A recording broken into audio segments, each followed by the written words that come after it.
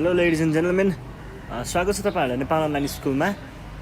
हामी IT based learning प्लेटफर्ममा पढ्दै थियौँ लास्ट टाइमसम्म। योभन्दा अगाडिको सेसनसम्म हामी पढ्दै नै थियौँ र पढ्दै हामी ग्रेड 12सम्म पनि पुगिसकेका छौँ। ग्रेड 12को पढ्ने क्रममा चाहिँ हामी बेसिक म्याथमेटिक्स पढ्दै थियौँ है। This is for management faculty अनि साइन्स फ्याकल्टीको लागि पनि दुवैको लागि चाहिँ हो। र हामी चाहिँ बेसिक म्याथमेटिक्स पढ्ने क्रममा पनि कहाँनिर पुगेको थियौँ त भन्दाखेरि डेरिभेटिभ्स भन्ने च्याप्टर सकाएर पनि एप्लिकेसन अफ डेरिभेटिभ्समा पुगेको थियौँ होइन त। अब एप्लिकेसन अफ डेरिभेटिभ्समा पनि हामीले चाहिँ थ्योरी पोर्सन चाहिँ हेर्दै थियौँ। यो थ्योरीमा चाहिँ रोल्स थ्योरम भन्ने पार्ट चाहिँ हामीले अब हेर्छौँ है त भनेर भनेको थियौँ लास्ट भिडियोमा। र आज मैले तपाईँहरूलाई त्यही प्रेजेन्ट गर्छु है त। र हामी आज के पढ्छौँ त रोल्स थ्योरमको बारेमा। रोल्स थ्योरमको बारेमा पढ्छौँ र रोल्स थ्योरममा के पढ्छौँ त कन्डिसन्सहरू पढ्छौँ त्यसको बारेमा। अनि यसले के भन्छ हेर्छौँ। अनि अर्को चाहिँ जियोमेट्रिकल इन्टरप्रिटेसन हेर्छौँ। अनि एउटा क्वेसन सल्भिङ ट्रिक पनि पढ्छौँ। ल सुरु गरौँ है त। सुरुमा चाहिँ वाट इट सेजतिर जाउँ। This is our Rolle's theorem है। रोल्स थ्योरममा चाहिँ यसले भनेको कन्डिसनहरूको बारेमा कुरा गरौँ। कन्डिसन के भन्छ अरे त, फर अ क्लोज्ड इन्टरभल, एउटा क्लोज्ड इन्टरभलमा चाहिँ एउटा क्लोज्ड इन्टरभल छ अरे। अनि त्यो क्लोज्ड इन्टरभलमा चाहिँ तीनवटा कन्डिसनहरू मिट हुन्छ भने कुनै पनि एउटा यस्तो फङ्सन एफ अफ एक्स भन्ने छ, त्यो एफ अफ एक्स भन्ने फङ्सनले चाहिँ यो तीनवटा कन्डिसन मिट गर्छ भने, सुरुमा कन्डिसनहरू बुझौँ के छ। कन्डिसनहरू के भनेको छ, कन्टिन्युअस, यहाँ सी भनेर लेखौँ एकछिनको लागि, continuous in the closed interval. एउटा कुनै इन्टरभल दिएको हुन्छ अरे, त्यो इन्टरभलमा कन्टिन्युअस छ भने, क्लोज्ड इन्टरभल भनेको छ है। बुझ्नुपर्ने कुरा के छ त, क्लोज्ड इन्टरभल भनेर भनेको छ, यो कुरा याद गर्नु पर्यो। अनि कन्टिन्युअस भन्ने याद गर्नु पर्यो। त्यसै गरी अर्को भनेको छ डिफ्रेन्सिएबल, यसलाई डी भनेर लेखेँ मैले एकछिनको लागि। डिफ्रेन्सिएबल एट ओपन इन्टरभल भन्छ ल अहिले चाहिँ। ओपन इन्टरभलमा चाहिँ डिफ्रेन्सिएबल हुनु पर्यो, यो कुरा पनि याद गर्नु पर्यो कन्डिसनमा। यो ओपन इन्टरभलमा चाहिँ डिफ्रेन्सिएबल हुनु पर्यो रे। के डिफ्रेन्सिएबल हुनु पर्यो, दिस फङ्सन। कुन फङ्सन त भन्नुहुन्छ भने यही एफ अफ एक्स चाहिँ हुनु पर्यो भन्छ। त्यसै गरी अर्को छ F of A is equals to, यसलाई मैले ई भन्छु एकछिनको लागि, F of A is equals to F of B, then it says, बल्ल हामी लाइनमा आयौँ, पोइन्टमा पुग्यौँ है।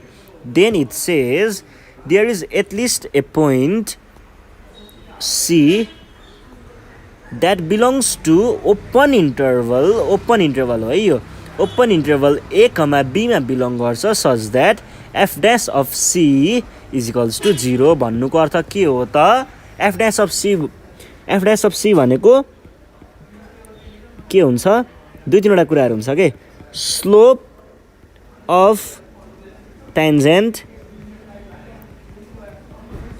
At point C is equals to 0 भन्न खोजेको हो के। ट्यान्जेन्टको कुरा गरेको, स्लोप त्यो त्यहाँनिरको पोइन्टको ट्यान्जेन्टको स्लोप चाहिँ 0 हुन्छ भनेर भन्न खोजेको, केही पनि होइन। यो तीनवटा कुराहरू चाहिँ भयो भनेदेखि, एउटा कुनै पनि फङ्सनले यो तीनवटा कुराहरू म्याच गर्छ भने देन के हुने रहेछ त, अब म्याच गर्छ भने there is at least one point C यति belongs to this such that this is this भनेर भन्छ, भनेको एफ ड्यास अफ त्यो इज इक्वल्स टु 0 भनेर भन्छ। अब यसलाई ग्राफिकल्ली म हल्का इन्टरप्रेट गरेर देखाइदिन्छु तपाईँहरूलाई। यो मैले फिगर बनाइसकेको छु, हल्का डिस्क्राइब मात्रै गरिदिन्छु है त। यो दुइटै कन्डिसनको लागि छ। यो चाहिँ यसरी माथिपट्टि यस्तो भएको,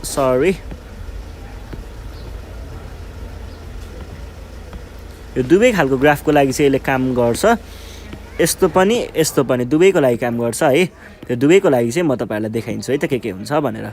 ल हेर्नुहोस् है, जस्तै पहिला यो वालाको कुरा गर्नुपर्दा, दिस फिगरको कुरा गर्नुपर्दाखेरि, यो फिगरको कुरा गर्नुपर्दाखेरि चाहिँ अब हेर्नुहोस् है, के भनेको छ हामीलाई त्यो रोल्स थ्योरमले, सुरुमा एउटा एफ अफ एक्स भन्ने फङ्सन हुन्छ, फङ्सन छ हामीसँग एफ अफ एक्स छ। त्यो फङ्सनले दिएको कर्भ कुन हो त? यो हरियो कर्भ हो, यो हरियो कर्भ चाहिँ त्यो फङ्सनले दिएको कर्भ हो है। यो हरियो कर्भ, यो कर्भ होइन। अब यो कर्भ छ भनेदेखि continuous at close interval A र B, continuous at close interval A र बी। यो पोइन्ट क्लोज पोइन्ट ए, एक्सको भ्यालु यहाँनिर ए र बी हुन्छ भने यो एक्सको भ्यालु यो छ भने वाइ भनेको त एफ अफ एक्स हो भनेपछि वाइको भ्यालु त एफ अफ एक्स हुने भयो। यो पोइन्ट भनेको के हो त? एफ अफ बी हो र यो डिस्टेन्सलाई हामीले के भन्छौँ? बी भन्छौँ। त्यसै गरी बी अथवा एफ अफ बी, सरी यसलाई हामीले एफ अफ बी भन्छौँ। त्यसै गरी अर्को छ यो पोइन्ट भनेको एफ अफ, यो भनेको एक्स इजिकल्स टु ए हो र हामीलाई के थाहा छ? यो पोइन्ट भनेको चाहिँ एफ अफ एसम्मको पोइन्ट हो र यहाँदेखि यहाँसम्मको डिस्टेन्स भनेको Y equals to F of A हो। यो कुरा दुईवटा कुरा थाहा छ नि हामीलाई। यो दुईवटा कुरा थाहा छ भने यो दुईवटा कुरा भयो। अनि डिफरेन्सिएबल एट ओपन इन्टरभल भनेको यो पोइन्टदेखि यो तपाईँहरूले कुन पोर्सनलाई हेर्नुहोस् भन्दाखेरि यस्तो कलरलाई हेर्नुहोस् है। यो भाग छ नि यति पोइन्टमा चाहिँ डिफरेन्सिएबल हुन्छ, तर ठ्याक्कै ए र बी भन्ने ठ्याक्क पोइन्ट एक्ज्याक्ट ए र बीमा चाहिँ हुँदैन। डिफरेन्सिएबल नहुन पनि सक्छ, तर अरू पोइन्टमा चाहिँ डिफरेन्सिएबल हुन्छ है। हुन्छ नै हुन्छ, फिक्सै हुन्छ के। त्यो भयो। अनि कन्टिन्युअस हुनु पर्यो भनेर भन्छ। कन्टिन्युअस हुनु पर्यो भनेको बुझ्नुहुन्छ नि, भनेको यो कर्भ बन्ने बेलामा यो कर्भ जुन बनेको छ नि, यो कर्भ बन्ने बेला यहाँदेखि यस्तरी यो यहाँसम्म पुग्दाखेरि कतै पनि ब्रेक हुनु भएन। यो कतै पनि ब्रेक भएन भने त्यसलाई चाहिँ हामीले कन्टिन्युअस भन्छौँ। भनेको कन्टिन्युअस हुनु पर्यो पनि भन्छ। कन्टिन्युअस हुनु पर्यो र यो भागमा डिफ्रेन्सिएबल पनि हुनु पर्यो। यतिमा ठ्याक्क ए र बीमा चाहिँ होइन, त्योभन्दा भित्रपट्टि सबै ठाउँमा डिफ्रेन्सिएबल हुनु पर्यो। अनि एफ अफ ए भनेको यो पोइन्ट हो। एफ अफ ए भनेको कुन पोइन्ट हो त? एफ अफ ए भनेको यो पोइन्ट हो। यो पोइन्ट र यो पोइन्टको भ्यालु एउटै हुनु पर्यो अथवा इक्वल हुनु पर्यो, एउटै डिस्टेन्समा एउटै हाइटमा हुनु पर्यो। यदि त्यस्तो छ भने there lies a point C, एउटा पोइन्ट ई, यहाँनिर यस्तो सी भन्ने पोइन्ट आउँछ। यहाँनिर एउटा यस्तो पोइन्ट आउँछ जहाँनिर चाहिँ F dash of C equals to 0 हुन्छ। अथवा यो टेन्जेन्ट जुन छ नि, यो टेन्जेन्ट, दिस टेन्जेन्ट, यो वाला टेन्जेन्ट, यो भएको टेन्जेन्ट, यसको स्लोप चाहिँ के छ त? 0 छ। अथवा इज यो भाग is parallel to this axis, यो एक्सिस र यो प्यारलल हुन्छ यो टेन्जेन्ट भनेर भन्न खोजेको हो। यही कुरालाई हामीले के भन्छौँ त? Geometrical interpretation of Rolle's theorem भनेर भनिन्छ। अब यतापट्टि पनि कुरा त्यही नै हुन्छ। सुरुमा के भनेको छ? क्लोज्ड इन्टरभल भएको बेलामा कन्टिन्युअस हुनु पर्यो।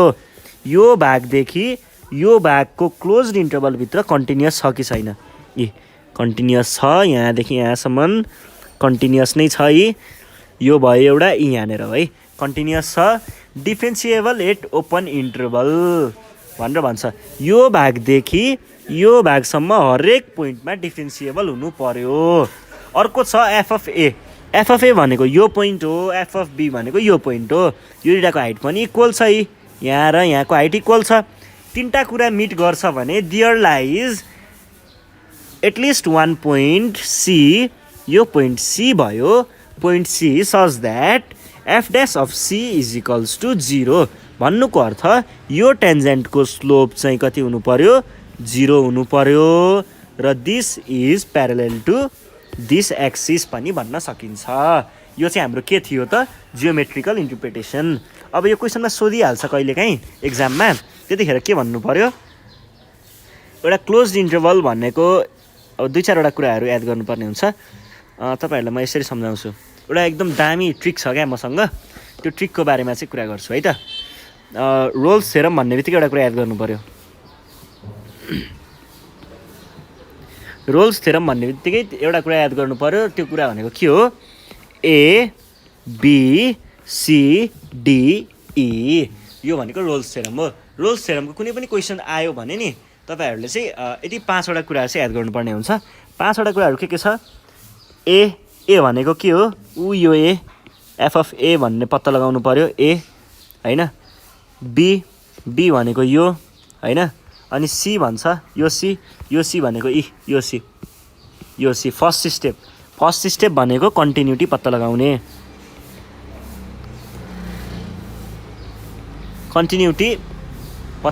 First step. ए पत्ता लगाइसकिएको हुन्छ, बी पत्ता लगाउने, अनि सी को कुरा गर्ने भनेको कन्टिन्युटी छ कि छैन, कन्टिन्युस छ कि छैन चेक गर्ने। त्यहाँ पछाडि डी आउँछ, डी भनेको डिफ्रेन्सिएबल छ कि छैन चेक गर्ने, डी भयो। डेरिभेबल। त्यसै गरी ई भन्छ, ई भनेको इक्वल। यति सबै कुरा छ भने चाहिँ के हुन्छ त? रोल्स थ्योरममा यो त्यो कर्वले रोल्स थ्योरमलाई भेरिफाई गर्छ भनेर भन्न सकिन्छ है। ABCDE। ल यो कुरा पनि भयो। अब हामी एउटा सानो एक्जाम्पल पनि गरी हेर्छौँ। जस्तै के भन्छ त भन्दाखेरि ल नर्मल माइनर क्वेसन छ, तपाईँहरूलाई यो गाह्रो नलाग्नु पर्ने खालको क्वेसन छ। ल हेर्नुहोस् है के भन्छ त क्वेसनले भन्दाखेरि, भेरिफाई रोल्स थ्योरम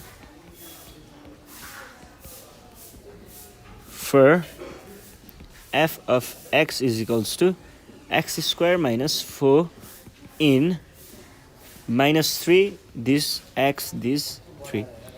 अब तल सरी यस्तो गर्छु म, यहाँ ब्लूले बुझाउँछु। हेर्नुहोस् है तलपट्टि यो ब्लू यो साइन दिएको छ नि त तलपट्टि। यो साइन दिने बित्तिकै यो भनेको क्लोज्ड इन्टरभल डिनोट गर्छ। यदि यहाँ 3 यस्तो x यस्तो 3 मात्रै यस्तो साइन भएको भए चाहिँ यसले ओपन इन्टरभल डिनोट गर्थ्यो। तर तलपट्टि यो बार पनि छ नि त, यो बार भएर यसले चाहिँ क्लोज्ड इन्टरभललाई डिनोट गर्छ। र यसलाई हामीले के पनि भन्न सक्छौँ? -3 बिग ब्र्याकेट -3 कमा 3 पनि भन्न सकिन्छ। अब ABCDE को कुरा आयो। पहिला यता रफ भनेर लेख्नुहोस्, ABCDE। ए भनेको के भयो? यो अगाडिको -3 अनि पछाडिको 3। ए र बी निस्कियो। अब हामीले चेक गर्नुपर्ने के छ? सी चेक गर्नुपर्ने छ। गिभन एफ अफ एक्स भनेको x² - 4 हो। अनि ए छ, अब बी पत्ता लगाउनु पऱ्यो। बी पनि छ, सी पत्ता लगाउनु पऱ्यो। सी को लागि दिनुहोस्, given that f of x is a polynomial and we know that polynomial चाहिँ सधैँ कन्टिन्युअस हुन्छ।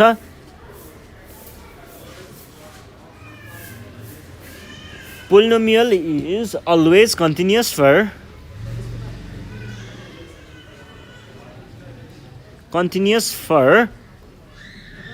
के को लागि कन्टिन्युअस छ त? For all value of x at interval कुन त? Closed interval x -3, 3। यसको लागि यो चाहिँ के छ त? कन्टिन्युअस छ। सी पनि सकियो, ए सकियो, बी सकियो, सी सकियो, डी। अब डेरिभेबलको लागि डेरिभेटिभ्स निकालेर हेर्नुपर्ने हुन्छ। एफ ड्यास अफ एक्स भनेको के आउने भयो त भन्नुहुन्छ भने x² हो नि त। स्क्वायर भन्ने बित्तिकै 2x आयो, पछाडिको त 0 भइसक्यो। एफ एक्स भनेको 2x which exist for all x belongs to -3, 3। This is open interval. Open interval भएर यस्तो ब्र्याकेट राखेको ओपन इन्टरभलमा है। अनि लास्टमा के भन्छ हाम्रो? इक्वल देखाउनु पर्ने हुन्छ। इक्वल देखाउँदा कसरी इक्वल देखाउने? इक्वल देखाउने केलाई हो त? एफ अफ ए र F of बीलाई। F of A भनेको के छ? एफ अफ -3 छ, द्याट इज x² - 4 थियो, -3 को स्क्वायर -4 गर्नु पर्यो, द्याट इज 9 - 4 = 5। त्यसै गरी अर्को छ एफ अफ बी भनेर भन्छ, द्याट इज एफ अफ 3 हो, र त्यो भनेको चाहिँ 3² - 4 that is 9 - 4 which is 5. This thing is equals to this thing. So what we can say here is f of x satisfies all the conditions of Rolle's theorem.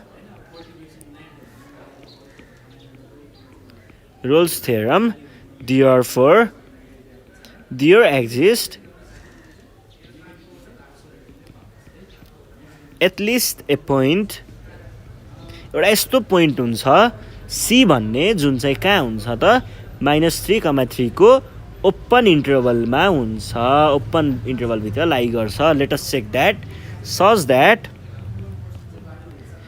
That F dash of C भन्नुको अर्थ के हो रे, त्यो कर्वमा भएको C भन्ने पोइन्टबाट गुज्रेर जाने एउटा टेन्जेन्ट लाइन चाहिँ के हुन्छ त एफ ड्यास अफ सी = 0 भन्ने बित्तिकै इज त्यो टेन्जेन्ट इज त्यसको स्लोप हुँदैन, अथवा त्यसको त्यो चाहिँ प्यारलल टु एक्स एक्सिस हुन्छ।